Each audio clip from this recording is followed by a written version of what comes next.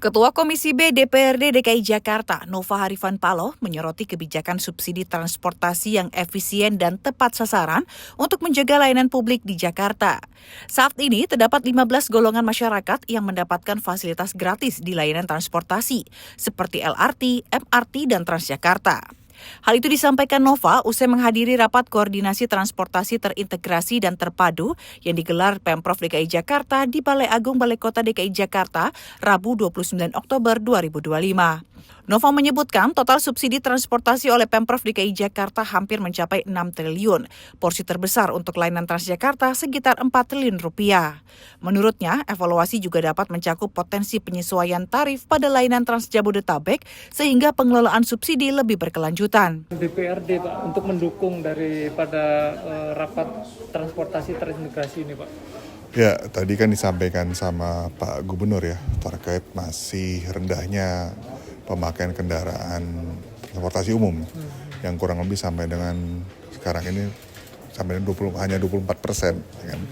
Tentunya bagaimana peran kita juga mendorong ya optimalisasi peran-peran transportasi umum kita yang ada di wilayah Jakarta. Pertama, tentunya rute atau misalnya terkait dengan misalnya MRT gitu kan, itu kan juga harus misalnya di beberapa rute east-westnya juga harus benar-benar kita kan tepat waktu gitu kan. Nah terus juga yang kedua juga terkait dengan misalnya perluasan Transjabodetabek yang sekarang sudah mencapai di luar wilayah Jakarta ya, Bogor, di wilayah Bekasi ya. Nah ini kan merupakan juga salah satu terobosan kan. Bagaimana integrasi ini juga tadi disampaikan juga harus mencapai mempunyai istilah nilai yang maksimal gitu kan untuk penurunan ke depannya seperti itu. Dan juga Pak Gubernur juga menyampaikan tadi terkait dengan masalah park and ride dan TOD juga seperti itu ya. Pak, tantangannya kan di tahun depan ini kan ada efisiensi Pak. Nah ini gimana Pak untuk supaya kita tetap bisa menaikkan penggunaan transportasi umum tapi tetap menghemat anggarannya itu Pak? Ya pertama-tama kita ini sudah mengklasifikasi ada 15 golongan yang gratis ya terkait dengan misalnya baik dari LRT, MRT maupun Transjakarta kan ya.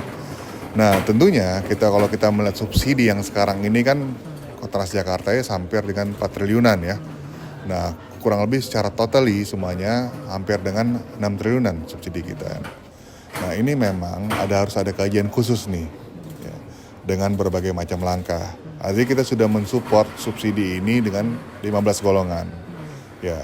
Apakah artinya nanti ada kajian ya misalnya untuk misalnya di Transjabodetabek gitu kan bisa nggak artinya dengan penyesuaian tarif nantinya ke depannya seperti itu gitu kan. Ini kan kenapa? Karena kita juga sudah memperlakukan misalnya yang tadi kan ada 15 golongan. Nah kalau misalnya memang artinya itu perlu diperlukan itu kan harus ada kajiannya gitu kan. Ya. Sementara itu, Gubernur DKI Jakarta Pramono Anung mengungkapkan hal senada. Ia menegaskan pemerintah daerah berkomitmen menjaga akses transportasi publik bagi masyarakat yang membutuhkan. Ia menambahkan subsidi yang berkeadilan menjadi langkah penting agar pembangunan transportasi di wilayah aglomerasi dapat berjalan seimbang dan berkelanjutan. Kami membuka 6 Transjabodetabek. Saya terus terang awalnya agak ragu-ragu.